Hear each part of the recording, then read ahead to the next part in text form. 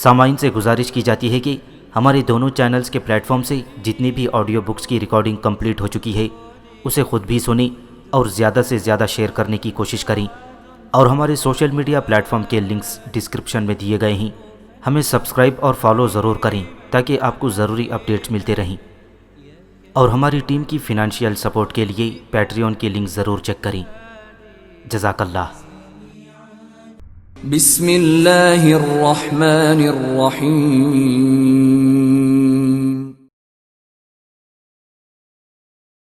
ڈوب ڈوب کے ابھری ناؤ، معاشرے پر چھائے ہوئے جعلی پیروں کے گناہوں کی شرمناک روداد۔ مصنف عنایت اللہ التمش۔ ایپیسوڈ 18۔ ایک شام چودھری اور چودرانی بختی کو اپنے ساتھ ان چودھریوں کے گھر لے گئے۔ چودرانی نے بختی کو 3 جوڑے کپڑے سلوا دیے تھے، جوتیوں کے 2 جوڑے بھی لے دیے تھے اور کچھ پیسے بھی دیے۔ اس طرح بختی ایک نئے گھر اور نئے خاندان میں داخل ہوئی۔ یہ کوٹھی چودھری کی کوٹھی سے خاصی دور تھی، لیکن اسی علاقے میں تھی۔ یہ بھی خاصی وسیع و عریض کوٹھی تھی اور پہلے چودھری کی کوٹھی کی طرح ہی شاہانہ تھی۔ شام کے کھانے کے بعد مفلوج چودرانی نے بختی کو اپنے پاس بٹھا لیا۔ یہ لوگ مہاجر نہیں مقامی تھے اور یہ بھی لینڈ لارڈ تھی۔ سعید کے ماں باپ کے ساتھ ان کے پرانے مراسم چلے آ رہے تھے۔ پاکستان سے پہلے سعید کا باپ اکثر لاہور آتا رہتا تھا۔ اسے چودھری نے یہ کوٹھی اور زمین الاٹ کروائی تھی اور اسے بڑی جلدی آباد کر دیا تھا۔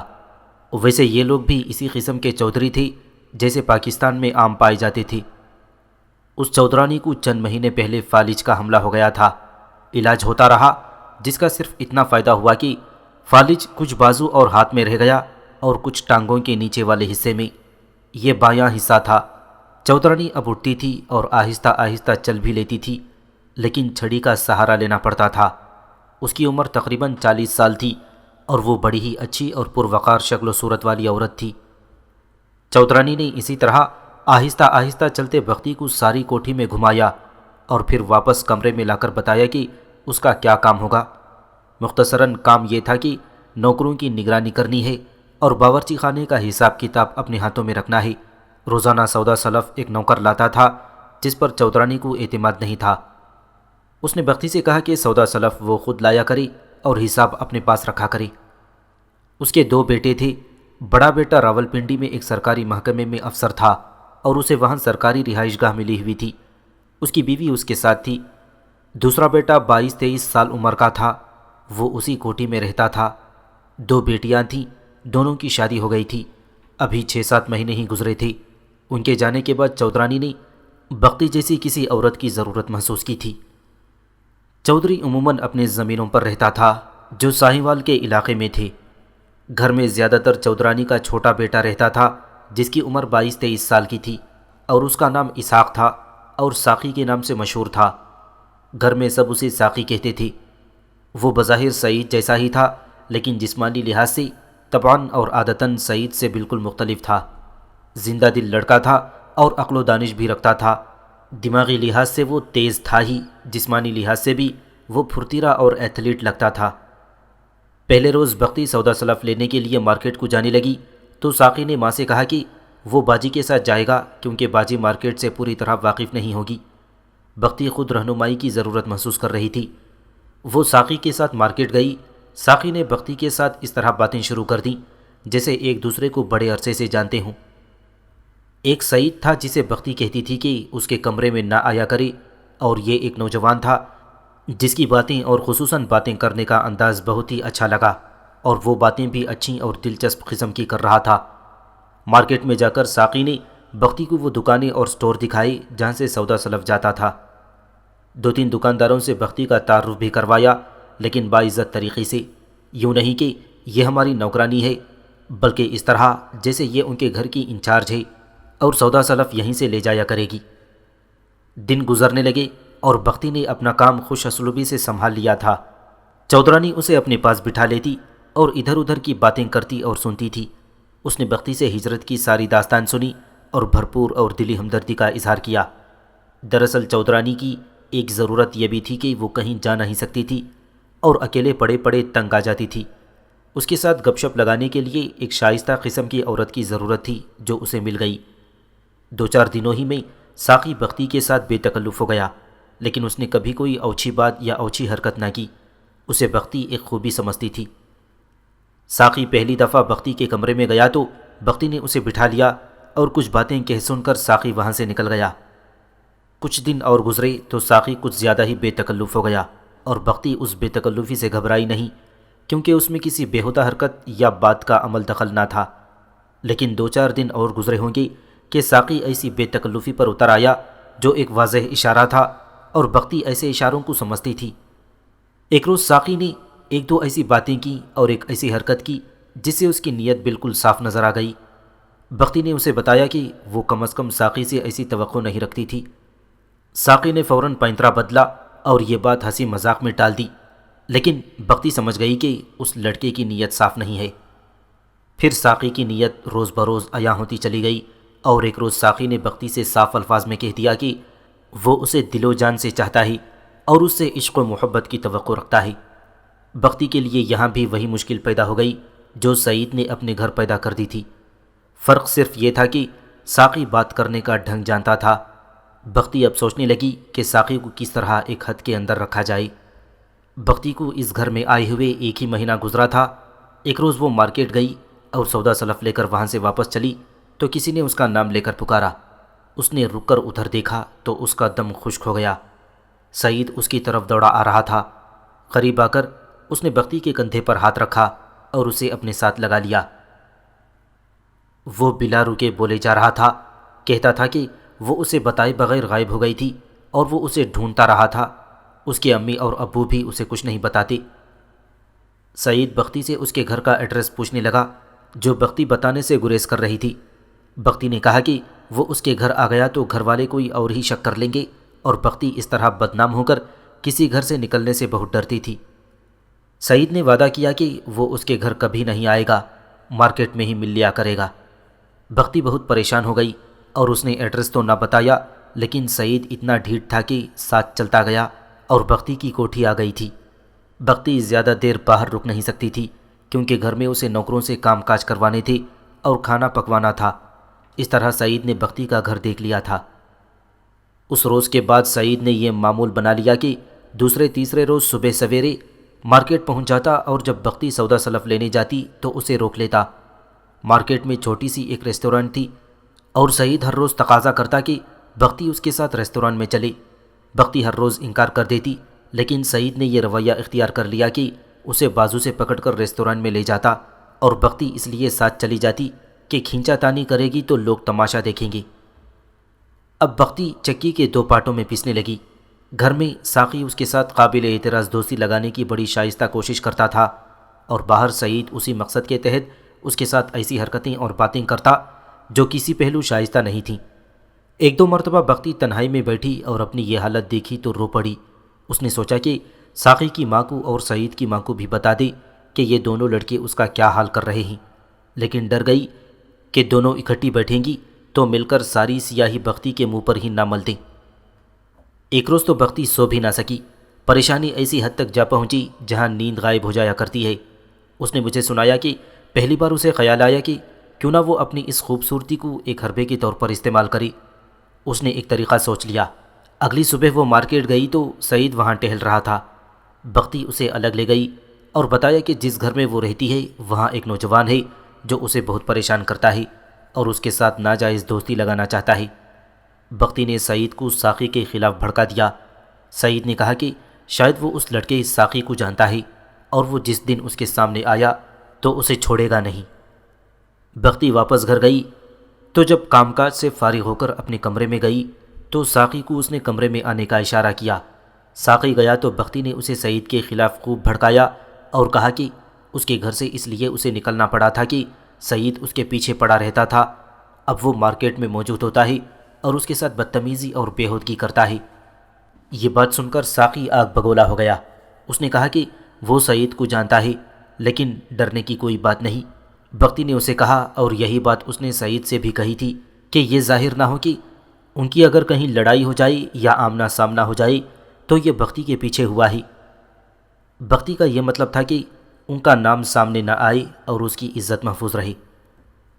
بختی نے پوری تفصیل کے ساتھ ذرا ذرا سی بات مجھے سنائی تھی جو میں بہت مختصر کر کے لکھ رہی ہوں۔ بختی نے بہت بڑی اور گہری چالاکی کی تھی۔ ایک ہی روز بعد بختی مارکیٹ گئی تو ساقی اس کے پیچھے پیچھے چلا گیا۔ وہ مارکیٹ میں پہنچی تو سعید اس کے انتظار میں تھا اور اس کے قریب آ گیا۔ ادھر ساقی وہاں پہنچ گیا۔ ساقی نے سعید سے کہا کہ آئندہ وہ اس لڑکی کے قریب نہ آئے ورنہ باقی عمر پچھتاتا رہے گا۔ سعید نے یہ چیلنج قبول کر لیا۔ پھر ساقی نے یہ دانشمندی کی کہ بختی کو ساتھ لے کر سودا سلف خریدا اور اسے کہا کہ وہ گھر چلی جائے۔ بختی گھر پہنچ گئی لیکن اس کے دل کو دھڑکا لگا رہا۔ آدھا گھنٹہ ہی گزرا ہوگا کہ ساقی گھر آیا۔ اس کی قمیض ایک دو جگہوں سے پھٹی ہوئی تھی اور بازو سے خون نکل رہا تھا۔ اتفاق سے اس کا باپ گھر میں موجود تھا۔ اس نے اپنے بیٹے کی یہ حالت دیکھی تو پریشان ہو کر پوچھا کہ یہ کیا ہوا ہے۔ چودرانی کو پتہ چلا تو وہ بھی چھڑی کے سہارے اپنے کمرے سے نکل گئی۔ ساقی نے بتایا کہ ایک لڑکے نے بدتمیزی کی تھی اور اس کے ساتھ لڑائی ہو گئی۔ باپ ساقی کا خون صاف کر کے مرہم پٹی کرنے لگا تھا اور جب کر چکا تو باہر گھنٹی بجی۔ ایک نوکر دوڑتا ہوا آیا اور اس نے بتایا کہ تھانے سے ایک اے ایس آئی آیا ہے اور 2 کانسٹیبل آئے ہیں۔ باپ باہر نکلا تو اسے اے ایس آئی نے بتایا کہ اس کے بیٹے نے فلاں چودھری کے بیٹے کو چاقو مارے ہیں۔ یہ تو اچھا ہوا کہ چاقو بازو پر لگے ہیں لیکن کیس تو بہرحال بنتا ہے، اس لیے اپنے بیٹے کو ہمارے ساتھ بھیج دیں۔ چودھری اور زیادہ پریشان ہو گیا۔ اس نے ساقی سے پوچھا کہ اس نے چاقو مارے ہیں۔ ساقی نے بتایا کہ اس کی جیب میں چاقو تھا جو اب بھی ہے اور اس نے دوبارہ چاقو مارا ہے۔ باپ نے اس کی جیب سے چاقو نکال کر پھینک دیا اور اسے ساتھ لے کر اے ایس آئی کے ساتھ تھانے چلا گیا۔ ساقی کی مفلوج ماں اور بختی گھر پریشان ہونے کے لیے رہ گئی تھی۔ بختی کو یہ پریشانی لگ گئی تھی کہ تھانے میں اس کا نام سامنے نہ آ جائے کہ اس کی خاطر لڑائی ہوئی تھی۔ سعید بھی آخر ایک بڑے چودھری کا بیٹا تھا اور اسے چاقو لگے تھے، اس لیے وہ تھانے چلا گیا تھا۔ ساقی نے ماں اور باپ کو بتا دیا تھا کہ جسے اس نے چاقو مارے ہیں اس نے بھی اسے چاقو مارا تھا اور وہ اس چودھری کا بیٹا ہے جس نے بختی کو ہمارے ہاں بھیجا تھا۔ اب یہ چودرانی اس وجہ سے پریشان تھی کہ اس خاندان کے ساتھ ان کے اچھے خاصے دوستانہ مراسم تھی۔ ان لڑکوں کا یہ خونریز معرکہ بہت ہی برے نتائج پیدا کر سکتا تھا۔ چودرانی اور بختی کو کچھ معلوم نہیں تھا کہ تھانے میں کیا ہو رہا ہے اور کیا ہوگا۔ تنہائی تو کسی کے لیے بھی اچھی نہیں ہوتی، لیکن کسی عورت کو اللہ تنہا اور بے یار و مددگار نہ چھوڑے۔ وہ عورت تو بہت ہی بدقسمت ہوتی ہے جو بختی کی طرح خوبصورت بھی ہو اور جوان بھی ہو اور اکیلی رہ جائے، کوئی دور کا رشتہ دار بھی زندہ نہ ہو۔ بختی کو اتنی بڑی حیثیت والے امیر گھرانے میں پناہ مل گئی تھی اور اس گھر کی مفلوج چودرانی نے گھر میں اسے باعزت مقام دے دیا تھا، لیکن بختی نے ان اونچے چودھریوں کے گھروں کی جو باتیں سنی تھیں وہ عملی طور پر اس کے سامنے آنے لگیں اور وہ ان کی لپیٹ میں آ گئی۔ 2 چودھری خاندانوں کے لڑکے اس پر جھپٹ پڑے تھے اور اسے خطرہ یہی نظر آ رہا تھا کہ قصوروار اسی کو ٹھہرایا جائے گا کہ وہ ان کے لڑکوں کو خراب کر رہی ہے۔ اب تو ان چودھریوں کے لڑکوں میں چاقو چل گئے تھے اور معاملہ تھانے تک جا پہنچا تھا۔ یہ بختی کی اپنی بنائی ہوئی اسکیم کی کامیابی تھی، لیکن اس نے یہ نہیں سوچا تھا کہ بات یہیں پر ختم نہیں ہو جائے گی اور اس کے بعد نہ جانے کیسی صورتحال پیدا ہو جائے۔ بختی نے کی تو دلیری تھی، اس میں دانشمندی اور خودداری بھی تھی، لیکن مردوں کو ایک دوسرے کے خلاف نچانے کا تجربہ حاصل نہ تھا۔ ساقی نے اپنی ماں کو اور اپنے باپ کو نہیں بتایا کہ سعید کے ساتھ اس کی لڑائی کس بات پر ہوئی تھی۔ ساقی کو پولیس لے گئی اور اس کا باپ بھی ساتھ ہی چلا گیا تھا۔ ساقی کی ماں کا رونا اور تڑپنا بختی سے دیکھا نہیں جا رہا تھا۔ یہ چودرانی اگر فالج زدہ نہ ہوتی تو اپنے بیٹے کے پیچھے دوڑتی تھانے پہنچ جاتی۔ اس چودرانی کا ایک غم یہ بھی تھا کہ اس کے بیٹے کو چاقو بھی لگے تھے اور وہ پولیس اس کو پکڑ کر لے گئی تھی، اور اس کی دوسری پریشانی یہ تھی کہ اس کے بیٹے کی لڑائی سعید کے ساتھ ہو گئی تھی اور ساقی نے سعید کو چاقو مارے تھی اور سعید کے والدین کے ساتھ اس کے گہرے دوستانہ مراسم تھے۔ اس دوستی کو اب دشمنی میں بدل جانا تھا۔ معلوم نہیں اس سعید بدبخت کو کتنے گہرے چاقو لگے ہوں گے۔ چودرانی نے کئی بار کہا، وہ مر گیا تو میرا بیٹا پھانسی چڑھ جائے گا۔ اللہ رحم کرے خالہ جان، بختی نے کہا، اس چھوٹے سے چاقو سے کوئی مرتا نہیں، لڑکے آپس میں لڑے ہیں، جیسا ذرا سا زخم ساقی کو آیا ہے ایسے ہی 1-2 زخم سعید کو آئے ہوں گے۔ چودرانی کو ایسی باتیں ذرا سے بھی تسلی تشفی نہیں دے سکتی تھیں، وہ تڑپتی روتی رہی تھی۔ بختی چودرانی کو تو تسلیاں دے رہی تھی، لیکن اس کی اپنی ذہنی حالت نارمل نہیں تھی۔ سعید اور ساقی کے زخمی ہونے کا اسے ذرا سا بھی غم نہیں تھا۔ اسے بے چینی یہ لاحق تھی کہ تھانے میں یہ بات تو ضرور ہوگی کہ لڑائی کی وجہ کیا ہے۔ یہ وجہ بیان ہوگی تو بختی کا نام سامنے آئے گا، اور یہ راز کھلنے کا بھی خطرہ ہے کہ یہ دونوں بختی پر لڑے ہیں، اور یہ راز بھی پولیس کے سامنے آ سکتا ہے کہ انہیں بختی ہی نے ایک دوسرے کے خلاف بھڑکا کر لڑایا ہے۔ بختی قانون سے واقف نہیں تھی۔ وہ اپنی ذات کے اندر ہی اندر سے خوف سے کانپ رہی تھی کہ پولیس اسے گرفتار کر لے گی اور سزا بھی ملے گی اور بدنامی الگ ہوگی، اور پھر جیل میں اس کے ساتھ نہ جانے کیسا سلوک ہو، اور وہ جیل سے نکلے گی تو کہاں جائے گی اور کون اسے پناہ دے گا۔ چودرانی کو تو وہ تسلیاں دے رہی تھی، لیکن اسے تسلی دینے والا کوئی نہیں تھا۔ اس کا نتیجہ یہ کہ نا تجربہ کاری اور قانون سے لا علمی اس کی پریشانی کو بڑھاتی چلی جا رہی تھی، جیسے کوئی تنہائی میں بیٹھا کاغذ پر ہند سے لکھ کر ضربیں ہی دیتا چلا جا رہا ہو۔ میں نے آپ کو لدھیانہ سے لاہور کو ہجرت کا سفر سنایا ہے۔ بختی نے مجھے اس وقت کی بات سناتے ہوئے کہا، میری زندگی میں اس سے خطرناک وقت اور کیا آیا ہوگا۔ قدم قدم پر موت تھی یا اغوا کا خطرہ تھا۔ میں ڈرتی تھی کہ کسی سکھ کے ہاتھ آ گئی تو آپ خود ہی میرا انجام سوچ سکتی ہیں، لیکن یہ دونوں لڑکے میرے اکسانے پر لڑے اور زخمی ہوئے تھے اور تھانے چلے گئے تھی، تو میں ہجرت کا خوفناک سفر بھی بھول گئی۔ یہ اس لیے خالہ، میں نے کہا، کہ وہاں آپ اپنی مدد آپ کر سکتی تھیں، اپنے آپ کو چھپا سکتی تھیں، مگر یہاں آپ کے لیے اندھیرا ہی اندھیرا تھا۔ اپنے بچاؤ کی آپ کوئی صورت پیدا ہی نہیں کر سکتی تھیں۔ کبھی یوں لگتا ہے جیسے کسی نے میرا گلا دبا لیا ہو، بختی نے اپنی اس وقت کی ذہنی کیفیت بیان کرتے ہوئے کہا، اور کبھی یوں جیسے میرا دل اچھل کر حلق میں اٹک گیا ہو اور میں اب سانس نہیں لے سکوں گی۔ یہی ایک خوف مجھے بڑے گہرے دریا میں ڈبو رہا تھا کہ مجھے گرفتار کر لیں گے، اور میں ڈوب ڈوب کر ابھر رہی تھی۔ میں سوچتی تھی کہ وہ کیسی عورتیں ہیں جو مردوں کو ٹکرا کر قتل کروا دیتی ہیں اور معصوم اور بے گناہ بنتی رہتی ہیں، کسی کو ان پر شک ہی نہیں ہوتا۔ بختی نے سنایا کہ اس نے وہاں سے بھاگ جانے کی بھی سوچی، لیکن کہاں جاتی، کہاں؟ کوئی جائے پناہ نہیں تھی سوائے ریفیوجی کیمپ کی، لیکن اب اس کیمپ میں بھی وہ پہلے والی بات نہیں رہی تھی، بلکہ وہاں ایسے خطرے بھی پیدا ہو گئے تھے کہ کسی وقت بھی کوئی بختی کو ورغلا کر یا جھانسا دے کر کسی غلط جگہ پہنچا سکتا تھا۔ بختی نے خودکشی تک بھی سوچ لی تھی۔ اس ذہنی کیفیت میں اسے ماں یاد آئی، اور وہ ایسی روئی کہ چودرانی اپنا غم فکر بھول کر بختی کو بہلانے لگی۔ چودرانی یہ سمجھتی تھی کہ بختی اس کے بیٹے کے لیے پریشان ہو رہی ہے۔ بختی کو تو وہ پہلے ہی پسند کرتی تھی، اب اس کے دل میں بختی کا پیار اور زیادہ ہو گیا۔ چودرانی کے تو وہم و گمان میں بھی نہ تھا کہ ان لڑکوں کی لڑائی میں اصل باعث بختی ہی تھی۔ سوائے اللہ کی ذات کے بختی کا پرسان حال کوئی بھی نہ تھا۔ اس نے چودرانی سے کہا کہ وہ نفل پڑھنا چاہتی ہے، اللہ کرے یہ معاملہ رفع دفع ہو جائے۔ چودرانی کو اس کا یہ خیال بہت ہی اچھا لگا، اور اس نے بختی سے بڑے پیار سے کہا کہ وہ رونا ہی چاہتی ہے تو اللہ کے حضور روئے اور اس کے بیٹے کی نجات کے لیے دعا کرے۔ بختی نے جا کر وضو کیا اور اپنے کمرے میں چلی گئی۔ جائے نماز بچھا کر نفل شروع کیے تو اس کی سسکیاں اور پھر ہچکیاں نکلنے لگیں۔ اس کے لیے نماز پڑھنا محال ہو گیا، پھر بھی وہ پڑھتی رہی۔ ہر دو نفل کے بعد وہ اللہ کے حضور دوپٹہ پھیلا کر دعا کرتی تھی کہ اللہ اسے اس طوفان سے نکال لے۔ اس نے دعا میں یہ بھی کہا کہ میں گنہگار ہوں تو مجھے اس سے بھی زیادہ سخت سزا دے، لیکن میرا اللہ یہ لوگ مجھے گناہوں کا ذریعہ بنا کر میرے ایمان اور میری آبرو کو بھی گناہوں سے آلودہ کرنا چاہتے ہیں۔ چند نفل پڑھ کر اس نے دعا میں کہا، یا اللہ، میں تیری اس سرزمین میں اپنی عصمت بچا کر لائی ہوں جسے میں تیری امانت سمجھتی ہوں، اپنے نام کی لاج رکھ لے اور مجھے اپنی حفاظت میں لے لے۔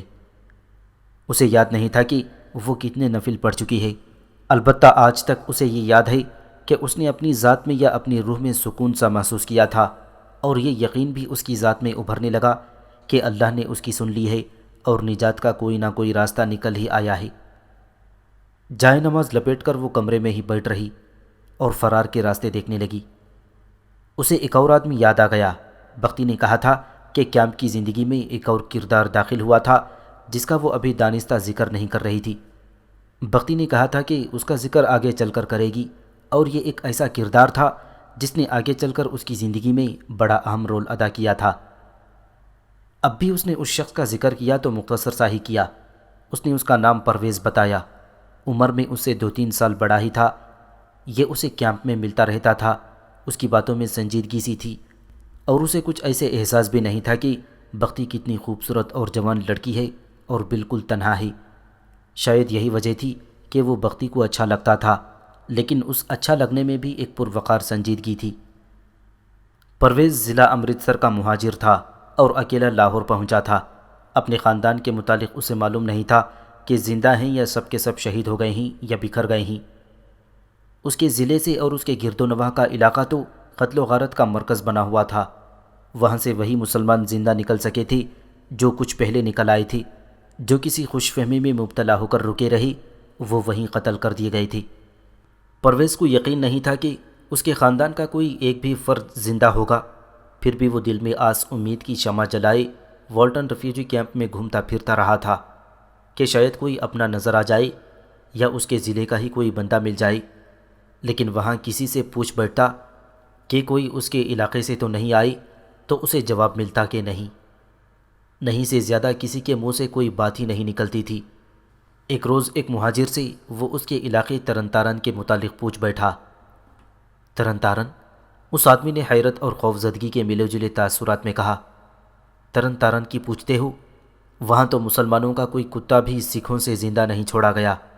بھول جاؤ ترن تارن کو اور وہاں کے مسلمانوں کو دماغ سے نکال دو۔ اس کے بعد پرویز کی ضرورت نہ ہوئی کہ کسی سے اس کے علاقے کے بارے میں پوچھتا، پھر بھی اس نے امید کا دامن ہاتھ سے نہ چھوڑا۔ یہ باتیں پرویز نے بختی کو پہلی ملاقات پر سنائی تھیں۔ ان کی پہلی ملاقات اس وقت ہوئی تھی جب سعید بختی کو بتائے بغیر چلا گیا اور اسے اکیلا چھوڑ گیا تھا۔ سورج غروب ہونے میں ابھی کچھ وقت تھا۔ بختی انتہائی پریشانی، مایوسی اور اداسی کے عالم میں کیمپ میں گھومتی پھرتی کیمپ سے دور چلی گئی تھی اور ریلوے لائن تک جا پہنچی۔ غموں کا بوجھ اتنا زیادہ تھا کہ اس سے چلا بھی نہیں جا رہا تھا۔ اسے ایک شخص اس حالت میں بیٹھا ہوا نظر آیا کہ اس نے سر گھٹنوں میں دے رکھا تھا اور دونوں ہاتھ سر پر رکھے ہوئے تھے۔ وہاں کسی مرد یا عورت کا یوں غموں سے نڈھال ہو کر بیٹھنا کوئی عجیب یا انہونی بات نہیں تھی۔ وہاں ہر کوئی رنج و الم کے ہاتھوں مجبور اور بے بس تھا۔ بختی ٹہلتے ٹہلتے اس کے قریب سے گزری تو اس آدمی نے سر اٹھایا۔ اس کی آنکھوں میں آنسو تھے اور وہ بختی کو دیکھ رہا تھا۔ غم مشترک تھا۔ بختی رک گئی۔ پوچھنے کی ضرورت نہیں، بختی نے جیسے سسک کر کہا ہو، آپ کہاں سے آئے ہیں؟ ترن تارن، اس شخص نے جواب دیا اور پوچھا، اور تم؟ بختی نے اس کا جواب دیا اور اگلا سوال پوچھا جو ہر پناہ گزین اور ہر دوسرے ملنے والے پناہ گزین سے پوچھتا تھا کہ گھر کے کتنے لوگ ہیں۔ اس سے آگے کوئی کچھ نہیں کہتا تھا۔ اس کا مطلب یہ ہوتا تھا کہ گھر کے کتنے لوگ شہید ہو گئے ہیں، اور مطلب یہ بھی ہوتا تھا کہ گھر کے کتنے لوگ زندہ نکل آئے ہیں۔ یہ سمجھنے والے پر منحصر تھا کہ وہ کیا سمجھتا ہے۔ بختی نے یہی رٹا رٹایا سوال پرویز سے پوچھا۔ اکیلا ہوں، اس شخص نے جواب دیا۔ کوئی بھی زندہ نہیں؟ بختی نے پوچھا۔ صرف امید زندہ ہے، اس شخص نے آہ بھر کر کہا اور اس کی ہچکی نکل گئی۔ اس نے سر پھر گھٹنوں میں پھینک دیا۔ صاف پتہ چل رہا تھا کہ وہ بے قابو ہو کر رو رہا ہے۔ وہ جوان سال آدمی تھا۔ بختی اس عمر کے آدمیوں سے ذرا فاصلہ ہی رکھتی تھی، لیکن وہ خود ایسی غمزدہ تھی کہ اس کے دل سے یہ احساس مٹ ہی گیا تھا کہ وہ ایک جوان لڑکی ہے اور یہ ایک جوان آدمی ہے۔ وہ اس کے ساتھ لگ کر بیٹھ گئی اور ایک بازو اس کے کندھوں پر رکھ کر اسے تسلی آمیز الفاظ کہے، پھر اس کے ماتھے پر ہاتھ رکھ کر سر اوپر کیا۔ اس آدمی کا چہرہ آنسوؤں سے دھلا ہوا تھا۔ مجھے دیکھو، بختی نے کہا، میری عمر دیکھو، لدھیانہ سے اکیلی یہاں پہنچی ہوں اور اپنا کوئی بھی زندہ نہیں رہا۔ اس آدمی نے ذرا چونک کر اس کی طرف دیکھا اور تھوڑا سا الگ ہٹ کر بیٹھ گیا۔ تم تو مرد ہو، بختی نے کہا۔ مردوں کو تو اپنا یہ فرض بنا لینا چاہیے کہ کیمپ میں جو عورتیں دن رات بین کرتی رہتی ہیں انہیں بہلائیں اور ان کے حوصلوں میں جان پیدا کریں۔ اس شخص کے آنسو خشک ہو گئے۔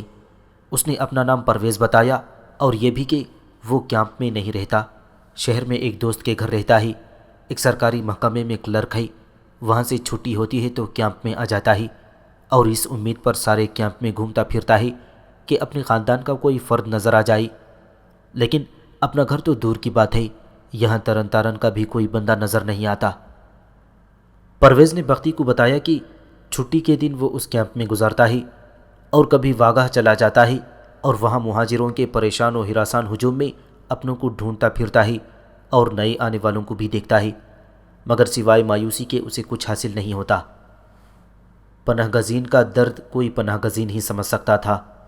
بختی کو ایسی ضرورت نہیں تھی کہ پرویز اسے تفصیلات سناتا، ایک اشارہ ہی کافی تھا۔ دونوں اسی دکھ درد کی باتیں کرنے لگے۔ بختی نے مختصراً سنایا کہ وہ کس طرح اکیلی یہاں پہنچی تھی۔ اس کی یہ رودات سن کر پرویز تو جیسے تڑپ اٹھا ہو۔ اس نے سعید کے متعلق بتایا کہ جیسے وہ یقینی موت کے منہ سے نکال کر لائی تھی اور وہ اسے بے یار و مددگار چھوڑ کر غائب ہو گیا ہے۔ میں ایک دوست کے گھر رہتا ہوں، پرویز نے کہا، وہ بھی مہاجر ہے اور ان لوگوں کو ایک ہندو کا خالی مکان مل گیا ہے۔ میں ان سے بات کروں گا، امید ہے وہ تمہیں اپنے ساتھ رکھ لیں گے۔ نہیں پرویز، بختی نے کہا، میں کسی پر بوجھ بن کر نہیں رہنا چاہتی۔ اللہ کی درگاہ میں امید ہے کہ کوئی راہ نجات مل ہی جائے گی۔ دعا کرو، پرویز نے کہا، اللہ کرے میرے گھر والے مل جائیں تو میں تمہیں اپنے گھر کا فرد بنا کر رکھوں گا۔ یہاں ہر کوئی اللہ کے بھروسے سے امیدوں پر زندہ ہے پرویز، بختی نے کہا۔ انسان زندہ رہے تو بچھڑے ہوئے زندگی کے کسی نہ کسی موڑ پر مل ہی جاتے ہیں۔ یہ پرویز اور بختی کی پہلی ملاقات تھی۔ شام گہری ہونے لگی تو انہیں پتہ چلا کہ یہاں بیٹھے بہت سا وقت گزر گیا ہے۔ وہ اٹھے۔ پرویز کا کیمپ میں کوئی کام نہیں تھا، اسے واپس اپنے دوست کے گھر جانا تھا، لیکن وہ بختی کے ساتھ چل پڑا۔ وہ دیکھنا چاہتا تھا کہ بختی کہاں رہتی ہے۔ بختی نے مجھے بتایا کہ اسے احساس تک نہ ہوا کہ یہ ایک جوان سال آدمی ہے، اور اس نے کوئی ایسی بات نہیں کی جس سے یہ ظاہر ہوتا کہ وہ بختی کو ایک جوان اور خوبصورت لڑکی سمجھ رہا ہے۔ بختی پرویز کو اس بیرک تک لے گئی جہاں وہ رہتی تھی، اسے اپنا ٹھکانہ دکھایا اور پرویز یہ کہہ کر چلا گیا کہ وہ 2 دنوں بعد پھر آئے گا۔ اس روز کے بعد پرویز 4 دنوں کے وقفے میں آتا رہا اور بختی سے ملتا رہا اور ان میں بے تکلفی پیدا ہو گئی، لیکن اس بے تکلفی میں کوئی ایسا اشارہ تک نہ تھا کہ یہ ایک جوان آدمی اور ایک جوان لڑکی کی رومانی ملاقاتیں ہیں۔ ان کے درمیان شریفانہ سنجیدگی قائم رہی۔ پھر بختی کاروباری لوگوں کے جھانسے میں آ کر چودھری کے گھر پہنچ گئی، اور پھر بختی پر جو گزر رہی تھی وہ آپ جانتے ہیں۔